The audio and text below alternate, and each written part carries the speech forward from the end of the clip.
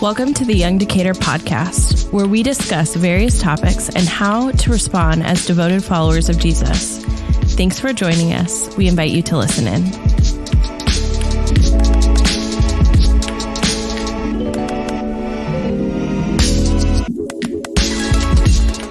Hello, hello. Welcome to the Young Decatur podcast. I am your hostess with the mostest, Abby, and I'm joined with the pod pastor himself, Thomas Hagen. Bonjour.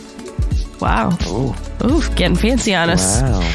And our producer, he's young, he's hip, he's happening, Logan Ray. What up? I like that one. That was a good one. Okay, I'll try to remember it, but honestly, my memory is crap these days, so you'll probably... like I was a walkout for the Royal Rumble. Let's get ready to rumble. That was good. No. Nope. Okay. So what we're going to be talking about today is who should I date? No one. Done. Moving on. Paul. That was the quickest podcast. Follow us on Instagram. For everybody. That was the quickest podcast we ever have done. Perfect. Yeah. So we're going to be talking about how do we figure out who to date. I have successfully passed the dating phase of my life.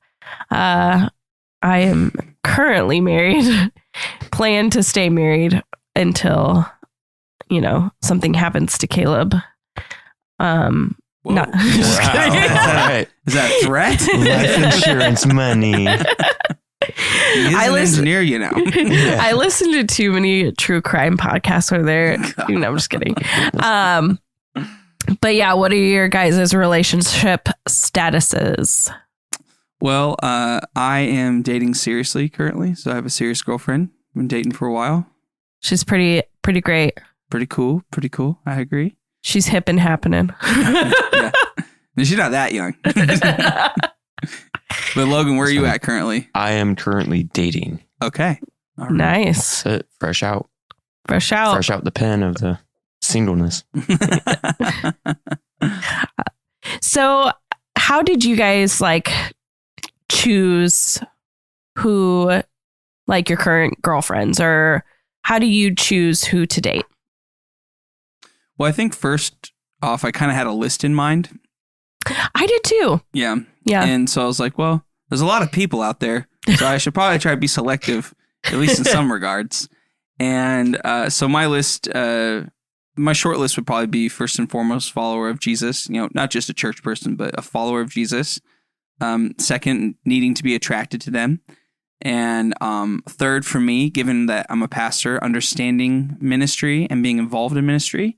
And then a fourth category that I've just developed through life experience is just someone who can be graceful, someone who can be forgiving and graceful. What about you, Logan? You got a list you're working from? Honestly, it sounds a lot like yours. Oh, cool. First of all, just where they are with their faith. Second, attraction. I feel like that's important as well. I kind of think your third and fourth kind of tied into the first one a little bit, just of how into faith they are. So, I mean, yeah, just who they are as a person after that. I think it takes a lot of seeing them and how they interact with other people. That's what gets me, because they can say that they're best Christian in the world. They can be super pretty, but if they treat people like garbage, and I'm just like, that's not it for me. Sorry. You got an ugly soul. Go away. Yeah, I know. I've heard this before. You should see how, for me, how a guy date or treats their mom is how he is going to treat you. I also have a list. Well, not anymore, but had a list. And I always said I have 5 things. They have to be a Christian, of course, a Cardinal fan. Number 2. These aren't in order of importance here. Not in the order of importance. Okay. Likes roller coasters. You don't want to go to an amusement park and just be sitting by yourself. You want somebody riding next to you. Also, it means they're adventurous, likes to do fun things, is funny, but also last and most importantly, thinks I'm funny because I don't want to be laughing at my own jokes for the rest of my life. Thankfully, Caleb thinks I'm funny.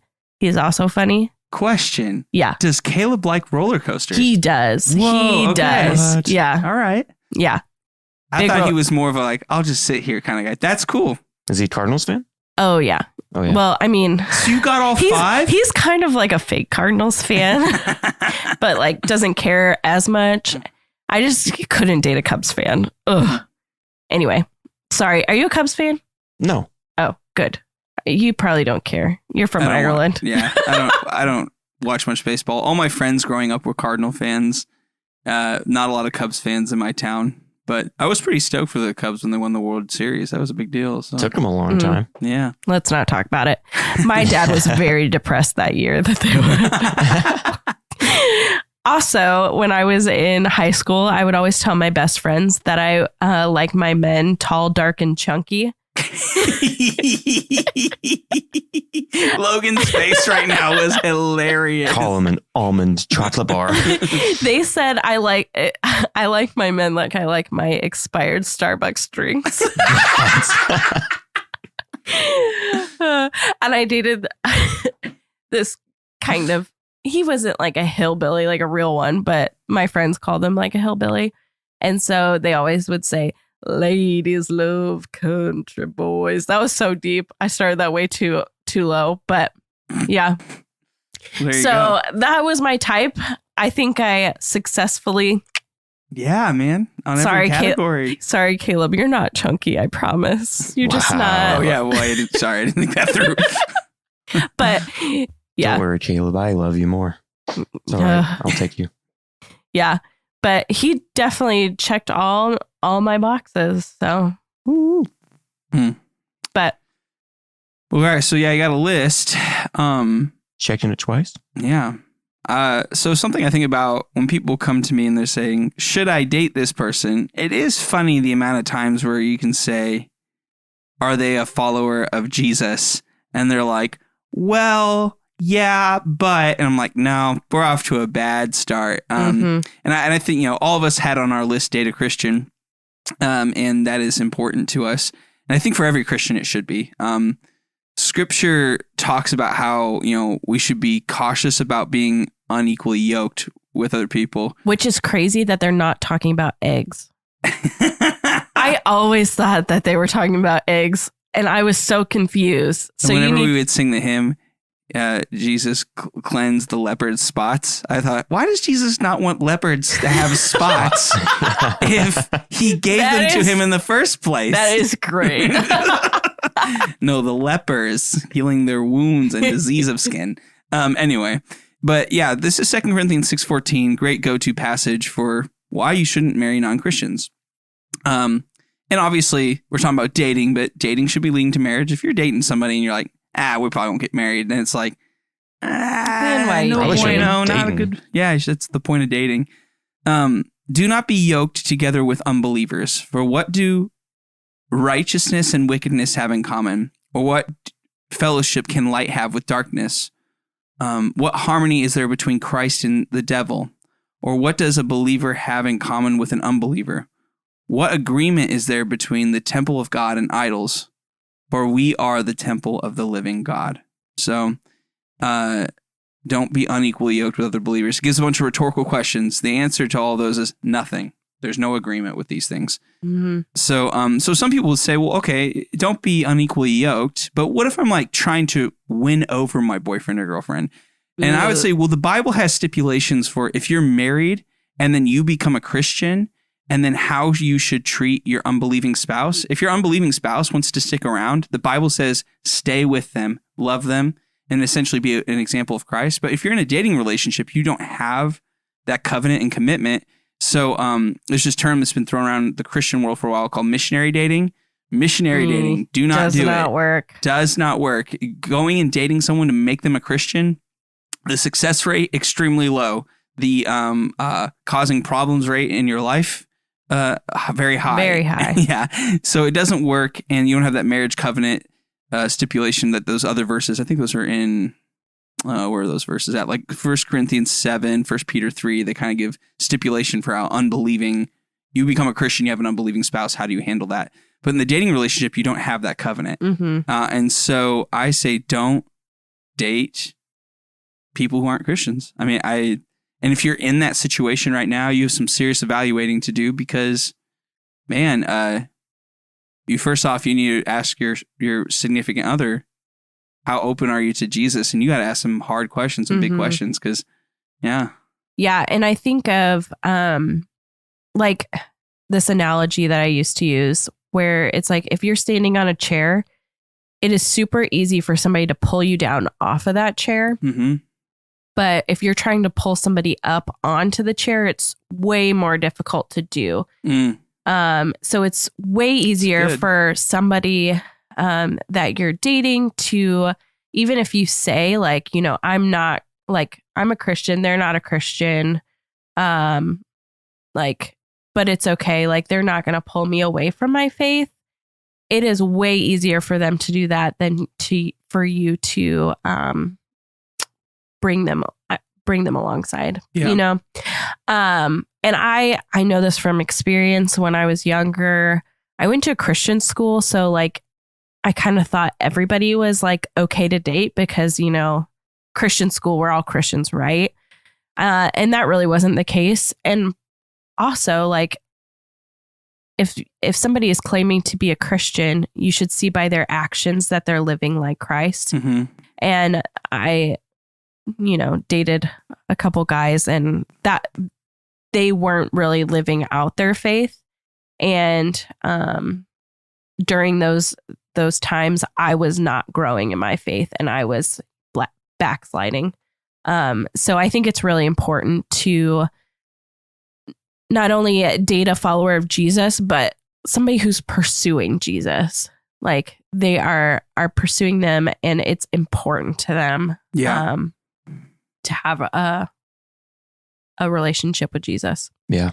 First, I want to actually describe what a yoke truly is. It's not the one of the egg. Please. Oh, sure enough. Yeah, I gave out that verse and I said, don't be yoked together with unbelievers. And I'm talking about eggs. So it's not that. What is it? What is it? So the yoke is the part of which two oxes would be bound together to pull a trough or something like that. It's the piece that holds them together. So if you have one person, one ox, I'm calling people oxes today, that's stronger, they're just going to go left the entire time because they're pulling the other one that isn't as strong with them, and it's just not doing it the way it's supposed to go.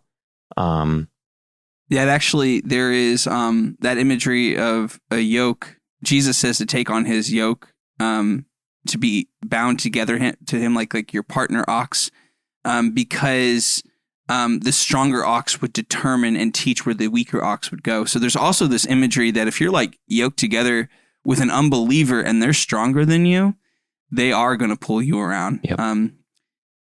Yeah. So make sure your partner ox is a strong Christian. A strong Christian. A good chunky ox Christian man. Caleb is going to be so mad at me. I was thinking too earlier, you know, the Bible does not talk specifically about dating. Oh, good point. So we're using this scripture like we are talking about what it is actually specifically talking about, but it's not talking about dating, correct? Yeah, we live in a culture where we get to select who we date for the most part.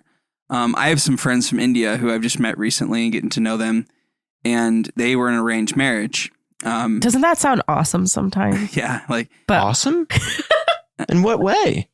When teenage Abby was like, so I was, not now. I like where I'm at now, but going back in time. Yeah. If I did not have to go through all that pain of dating, sign me up for arranged marriages. Yeah. I mean, your parents who love you and are over 25 and have fully developed brains are helping you select somebody. Yes. Oh my gosh. I told this is teenage Abby wanted to become Amish because she was tired of dating. I was like, Mom, I want to be Amish. She will tell you. I was like serious. Like I was researching. Wow. Because so for anyone who's just like listening from far away or you just are newer to Decatur, like the Amish, we have a large Amish community not too far away from here. It's like 45 minutes away. Yeah. You don't have to wear makeup. Like, That's true. I should probably fact check this, but I'm not even sure if they have arranged marriages or not. But I was like, I just assume, which is bad. But I was like, sign me up for arranged marriage because like I was hurt so many times in dating relationships. But Logan, you're like, dating, that doesn't sound. No, I would not want that. This comes from a spot where like my parents were very jokingly like, we had a family friend that was like, oh, we're going to put you two together when you grow up. And you're like, had the same thing. No, how about that? That does not sound like a great time. I feel like I have been trying to arrange my kids' marriages already, and they're 2 and 6 months old. I feel like that's a really common thing among moms who are like close to my age. They're always like pairing up their kids already. Yep. My 2-year-old's betrothed to how many oxes Susie's are you daughter. going to give me? Yeah, how many? But the Bible, they're working from this culture where they did have arranged marriages. And arranged marriages to varying degrees, the couple will have a say. And sometimes their parents are like, no, this is what we think. So, it's just foreign to us. It's foreign to us. Mm-hmm. And I think the way that, dating, courtship, handing off of brides worked in first century Palestine is a little removed from us. But all of this is done in the context of marriage. So much of the Bible, the advice we get is about marriage.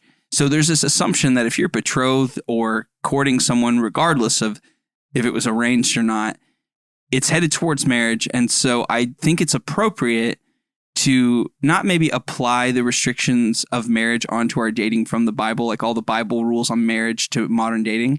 But the reality is we won't figure out Christian marriage we won't figure out Christian dating unless we're thinking about Christian marriage because it's so intertwined. Which is like so countercultural to what's going on in our world these days. Like people are not thinking about marriage I shouldn't say not everybody is thinking about marriage right away when they start dating somebody. That's why I always caution high schoolers that are dating, because me as a high schooler, I'm completely different now than I was when I was in high school and even early college. Sorry, Logan. Wow. But like, I just didn't know who I was. And so if I don't know who I am, how do I know what I want in a future partner someday?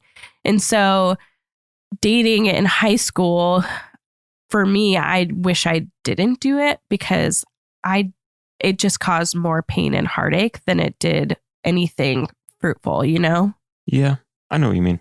I agree to an extent where it's like, how truly like impactful is this relationship truly going to be? Now, granted, you can have fun, be safe, all that stuff. Just don't do it just to do it at the same time. Like, I know there are plenty of people that are like, oh man, I just got broken up with. Who's available? Like, no, just chill out a second. Yeah. And do your thing. Yeah, and I think there's 2 types of marriages in our culture too. Like in the Christian, there's lots of types of marriages, but I'm going to focus on 2 right now. 1 are people who marry young, and 2 are people who marry older, and that's happening more and more in our culture. I was hanging out with a friend of mine recently. We're chatting. I'm in my mid-30s. He's in his mid-30s. We're both not married yet, and that's really common now. Like 100 years ago, supposedly that was way less common. But there are people who marry later in life, and what that does, and let's say, later is just late 20s, like obviously it can be much later than that, but let's say late 20s, you kind of get more established. Excuse me. You get more established and you kind of know what you want. So you've already grown up, you've made up your mind, you develop it. That's a good option. But then I was talking about that with Jonathan Grunin, he's a pastor friend of mine, a mentor. And he said, yeah, but also some people like me get married in their early 20s and you grow up together. Yeah. And there are benefits and struggles either way. One is you have the benefit of someone going with you through growing up through your 20s. The other option is you figure out who you are without somebody, and then they have to get grafted into that. Both have positives, both have negatives. Yeah. Yeah. And as somebody who got married relatively young, it was really beneficial for me. And yeah, but like, I think of you and Thomas and Taylor, you have grown so much. And I've seen Taylor when she first arrived to Decatur, and how much she's grown in her faith before she started dating you. And now you guys can grow together in your dating relationship. It's just been really cool to watch. Yeah, very cool. Yeah. I'm always more of a person to say, grow on your own. So that way, if something does happen while you're dating, you don't lose that. Like, True. Yeah. if you're building your faith for another person, Oh, yeah. go back to missionary dating. Yep. You guys split up. Do you still care about your faith, or is it just because you wanted to impress the other person? That's good.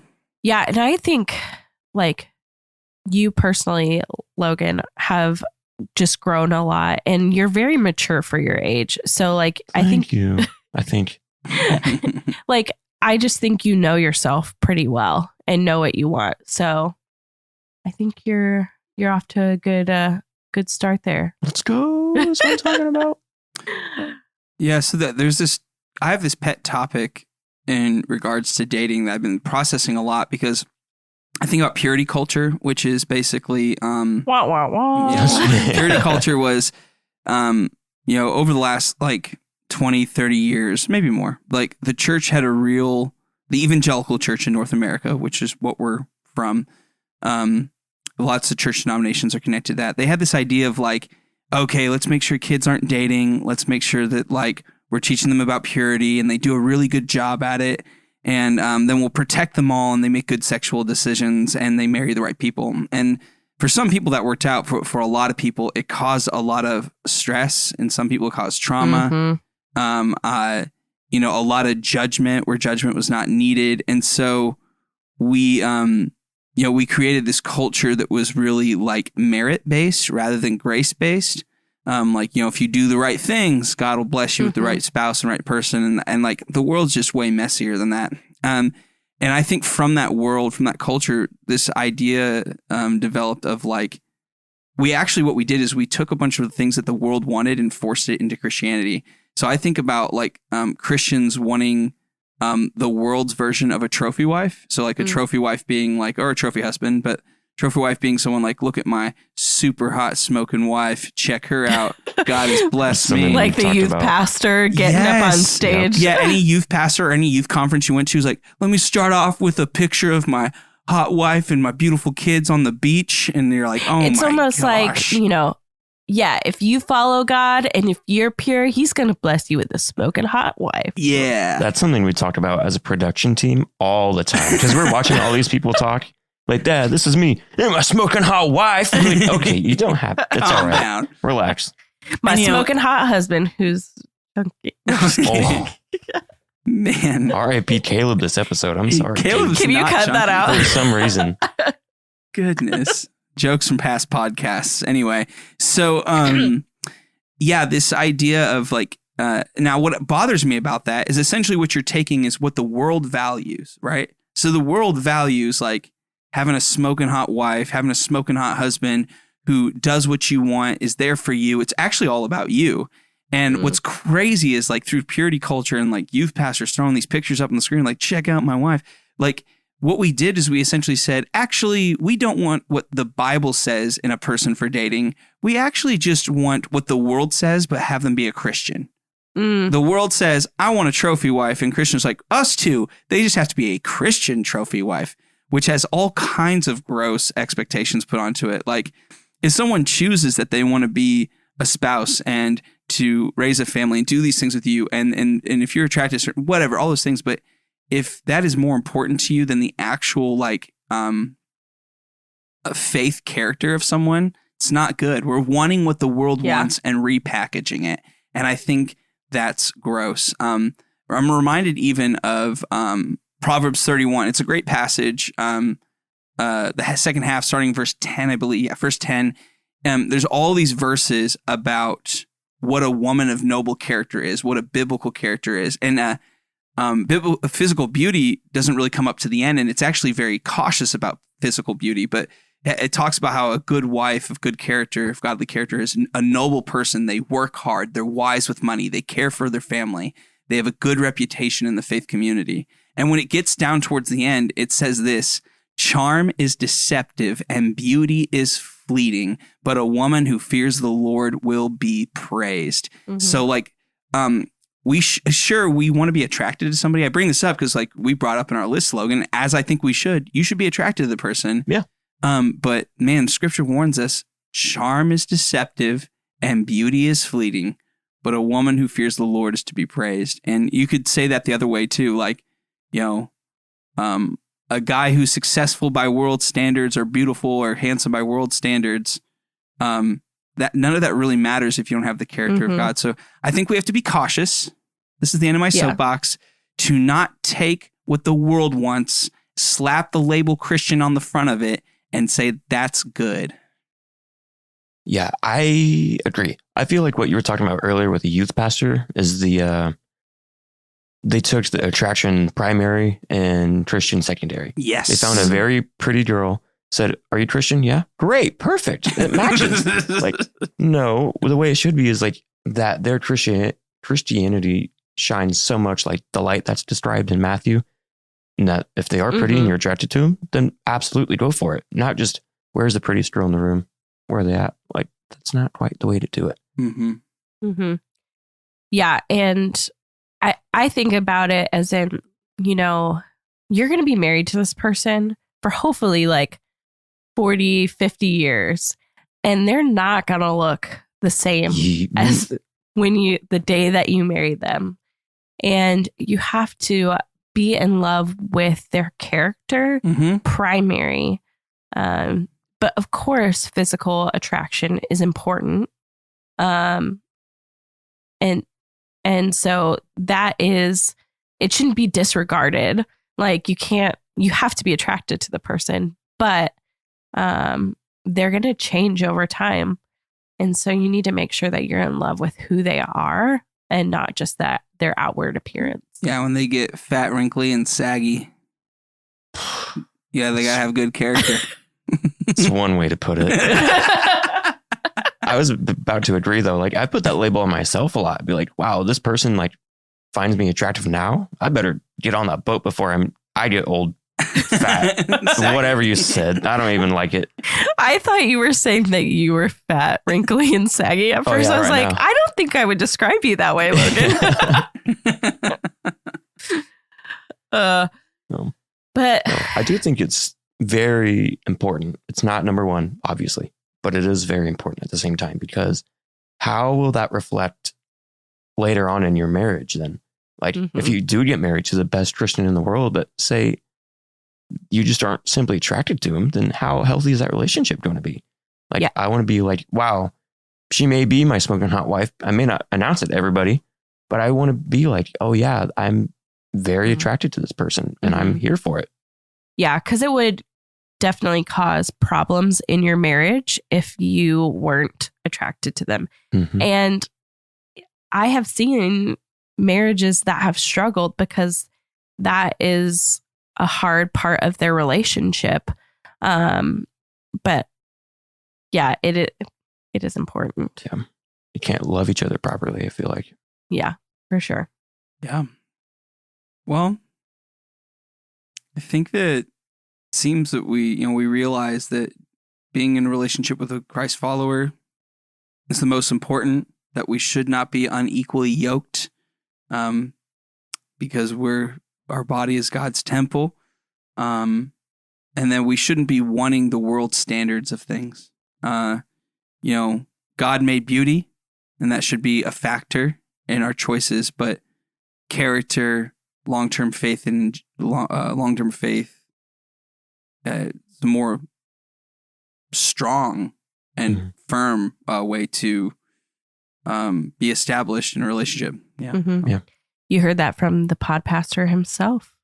Thanks for wrapping it up for us, Thomas. Yeah. Also, shout out to my husband. Sorry I called you Chunky so many times. You're not actually chunky. I love you. So sorry. Love you, Caleb. Love you too, Caleb. Love you, Caleb. And Logan. I wanted to actually give some resources. Go for it. So I read a couple books about dating as a Christian, because obviously we've stated earlier, it's not something that's in the Bible. But there's still ways to do it as a Christian compared to being a secular dater. A couple of books I read are Single, Dating, Engaged, Married by Ben Stewart. It was very good. I've heard that's really good. It is, yeah. And then it's called The Sacred Search, but I don't know who wrote that off the top of my head. We should find that. Is it Gary Thomas? Yes, I think it is. Dr. Gary Thomas? Dr. Gary Thomas. That is a very good book. That has put a lot of perspective onto my dating life. Yeah, I think he does one on marriage too, Sacred Marriage. Yep. Yeah, The Sacred Very Search, good. Gary Thomas. Yep. Look at that. I can't remember anything, but I can remember Dr. Gary Thomas. Get it? Wow. Also, Logan, where can people find us?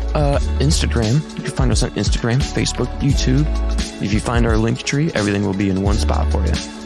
All right. YoungDecatur.com. YoungDecatur.com. We will talk to you next time. See ya. Au revoir.